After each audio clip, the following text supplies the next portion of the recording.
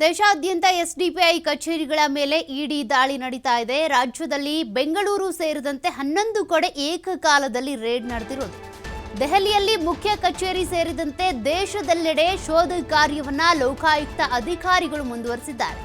ಯಾರ್ಯಾರ ವಿರುದ್ಧ ಭ್ರಷ್ಟಾಚಾರ ಆರೋಪ ಕೇಳಿಬಂದಿದೆ, ಜೊತೆಗೆ ಅಕ್ರಮ ಆಸ್ತಿ ಗಳಿಕೆ, ಇದೆಲ್ಲದಕ್ಕೂ ಸಂಬಂಧಪಟ್ಟಂತೆ ದಾಳಿ ನಡೀತಾ ಇರೋದು. ಎಸ್ಡಿಪಿಐ ರಾಷ್ಟ್ರೀಯ ಅಧ್ಯಕ್ಷ ಫೈಜಿ ಬಂಧನದ ಬೆನ್ನಲ್ಲೇ ಈ ದಾಳಿಗಳು ನಡೀತಾ ಇವೆ.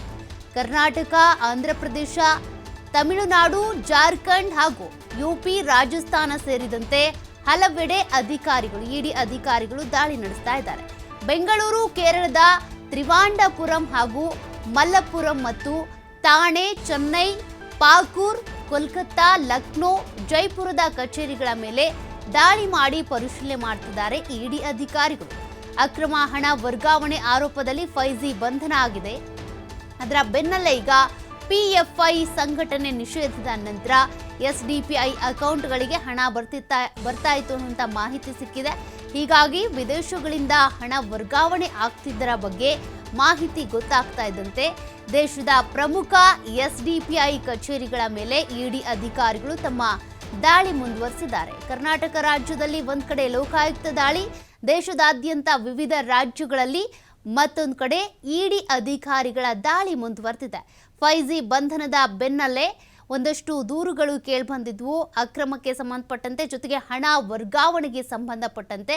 ಹೀಗಾಗಿ ಎಸ್ಡಿಪಿಐ ಕಚೇರಿಗಳ ಮೇಲೆ ನಡೀತಾ ಇರುವಂಥ ದಾಳಿ ಇದು. ರಾಜಸ್ಥಾನ ಸೇರಿದಂತೆ ವಿವಿಧ ರಾಜ್ಯಗಳಲ್ಲೂ ಕೂಡ ದಾಳಿ ನಡೀತಾ ಇದೆ. ಪಿಎಫ್ಐ ಸಂಘಟನೆ ನಿಷೇಧದ ನಂತರ ಎಸ್ಡಿಪಿಐ ಅಕೌಂಟ್ಗಳಿಗೆ ಹಣ ಬರ್ತಾ ಇತ್ತು ಅನ್ನುವಂಥ ಮಾಹಿತಿ ಇದೆ. ಯಾರು ಹಣ ಹಾಕ್ತಾ ಇದ್ರು, ಯಾರ್ಯಾರು ಇದರಲ್ಲಿ ಶಾಮೀಲಾಗಿದ್ದಾರೆ, ಹೀಗಾಗಿ ಇದಕ್ಕೆ ಸಂಬಂಧಪಟ್ಟಂತೆ ದಾಖಲೆಗಳನ್ನು ಹುಡುಕ್ತಾ ಇಡಿ ಅಧಿಕಾರಿಗಳು ದಾಳಿ ನಡೆಸ್ತಾ ಇರೋದು.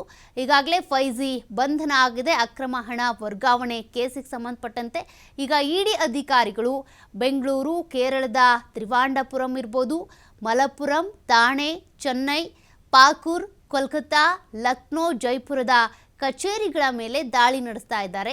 ಏನೇನು ಡಾಕ್ಯುಮೆಂಟ್ಸ್ ಸಿಗ್ಬೋದು, ಈ ಒಂದು ಅಕ್ರಮ ಹಣ ವರ್ಗಾವಣೆಗೆ ಸಂಬಂಧಪಟ್ಟಂತೆ ಯಾರ್ಯಾರು ಶಾಮೀಲಾಗಬಹುದು ಮತ್ತು ಯಾರ್ಯಾರ ಬಂಧನ ಆಗಬಹುದು, ಈ ಇಡಿ ಅಧಿಕಾರಿಗಳ ದಾಳಿ ಈ ಎಲ್ಲ ಪ್ರಶ್ನೆಗಳಿಗೂ ಉತ್ತರ ಕೊಡುತ್ತಾ ಮತ್ತಷ್ಟು ಡೀಟೇಲ್ಸ್ ಕೊಡ್ತಾರೆ ಪ್ರತಿನಿಧಿ ಸಂತೋಷ್ ಪಟೇಲ್. ಸಂತೋಷ್, ಈಗಾಗಲೇ ರಾಜ್ಯದಲ್ಲಿ ಒಂದ್ ಕಡೆ ಲೋಕಾಯುಕ್ತ ದಾಳಿ, ಮತ್ತೊಂದು ಕಡೆ ದೇಶದಾದ್ಯಂತ ವಿವಿಧ ರಾಜ್ಯಗಳಲ್ಲಿ ಇಡಿ ಅಧಿಕಾರಿಗಳು ದಾಳಿ ನಡೆಸ್ತಾ ಇದ್ದಾರೆ. ಈ ದಾಳಿಯ ಉದ್ದೇಶ ಏನು, ಜೊತೆಗೆ ಏನೇನು ಡಾಕ್ಯುಮೆಂಟ್ಸ್ ಸಿಗಬಹುದು ಅಂತ ಆರೋಪಗಳು ಏನೇನು ಕೇಳಿ ಬಂದಿದೆ? ಎಸ್ಡಿಪಿಐನ ಮುಖಂಡನ ಬಂಧನ ಆಗಿತ್ತು. ಇತ್ತೀಚೆಗೆ ಆತನ ಏನು ಫೈಜಿ ಅಂತ ಹೇಳಿದ್ರೆ ಆತನ ಬಂಧನ ಮಾಡಲಾಗಿತ್ತು. ಆತನ ಬಂಧನದ ಬಳಿಕ ಸಾಕಷ್ಟು ಮಾಹಿತಿಗಳು ಲಭ್ಯವಾಗಿತ್ತು. ಈ ಮಾಹಿತಿಯನ್ನ ಆಧಾರವಿಟ್ಕೊಂಡು ದೇಶದಾದ್ಯಂತ ಬೆಂಗಳೂರು ಸೇರಿದಂತೆ 11 ಕಡೆ ಏಕಕಾಲಕ್ಕೆ ದಾಳಿಯನ್ನು ನಡೆಸಿರುವಂತದ್ದು. ದಾಳಿಯ ವೇಳೆ ಅಂದ್ರೆ ಮಹತ್ವದ ಮಾಹಿತಿಗಳು ಕೂಡ ಲಭ್ಯವಾಗಿರುವಂತದ್ದು. ದೆಹಲಿಯ ಮುಖ್ಯ ಕಚೇರಿ ಏನಿದೆ ಅಲ್ಲಿ ಸೇರಿದಂತೆ ಕರ್ನಾಟಕ, ಆಂಧ್ರ, ತಮಿಳುನಾಡು, ಜಾರ್ಖಂಡ್, ಯುಪಿ, ರಾಜಸ್ಥಾನ್ ಹೀಗೆ ಬೇರೆ ಬೇರೆ ಕಡೆ ದಾಳಿಯನ್ನು ನಡೆಸಿರುವಂತದ್ದು. ದೆಹಲಿಯಲ್ಲಿ ಒಟ್ಟು 2 ಕಚೇರಿ ಮೇಲೆ ದಾಳಿಯನ್ನ ಮಾಡಲಿತ್ತು. ಉಳಿದಂತೆ ಬೆಂಗಳೂರು, ಕೇರಳದ ತಿರುವನಂತಪುರಂ, ಮಲಪ್ಪುರಂ ಕೂಡ ದಾಳಿಯನ್ನು ನಡೆಸಿರುವಂತದ್ದು. ಆಂಧ್ರದ ನಂದಾಲ್ಯದಲ್ಲೂ ಕೂಡ ದಾಳಿ ನಡೆಸಿದ್ರೆ. ಥಾಣೆ, ಚೆನ್ನೈ, ಪಾರ್ಕ್, ಕೋಲ್ಕತ್ತಾ, ಲಕ್ನೋ, ಜೈಪುರ್ಗಳ ಕಚೇರಿಗಳೇನಿತ್ತು ಅಲ್ಲೆಲ್ಲ ಕೂಡ ದಾಳಿಯನ್ನು ನಡೆಸಿರುವಂತದ್ದು. ಅಂದ್ರೆ ಏನು ಇತ್ತೀಚೆಗೆ ಎಸ್ಡಿಪಿಐನ ಮುಖಂಡ ಆಗಿರುವಂತಹ ಎಂಕೆ ಫೈಜಿಯನ್ನ ಬಂಧಿಸಿದ್ರು. ಇದನ್ನ ಬಂಧನ ಮಾಡಿದಂತ ಸಂದರ್ಭದಲ್ಲಿ ಪಿಎಫ್ಐ ನಿಷೇಧಿತ ಸಂಘಟನೆ ಏನಿದೆ, ಇದಾದ ನಂತರ ಎಸ್ಡಿಪಿಐನ ಅಕೌಂಟ್ಗಳಿಗೆ ಹಣ ಬರ್ತಾ ಇತ್ತು. ಅಂದ್ರೆ ಮೊದಲು ಪಿಎಫ್ಐ ಅಕೌಂಟ್ಗಳಿಗೆ ಹಣ ಬರ್ತಾ ಇತ್ತು.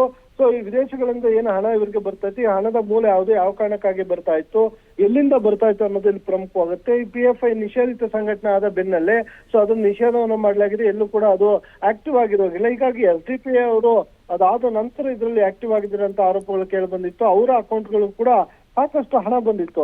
ಈ ಹಣಕ್ಕೆ ಸಂಬಂಧಪಟ್ಟಾಗಿ ದಾಳಿಯನ್ನು ನಡೆಸಲಾಗಿದೆ. ದಾಳಿಯನ್ನು ನಡೆಸಿ ಇನ್ನೂ ಕೂಡ ಪರಿಶೀಲನೆಯನ್ನು ನಡೆಸ್ತಾ ಇರುವಂತದ್ದು.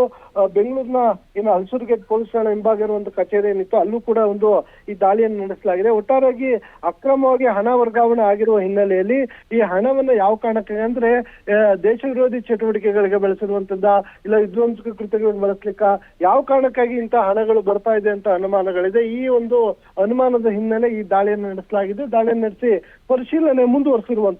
ಸೌಖ್ಯ. Okay, thank you Santosh ಡೀಟೇಲ್ಸ್ಗೆ.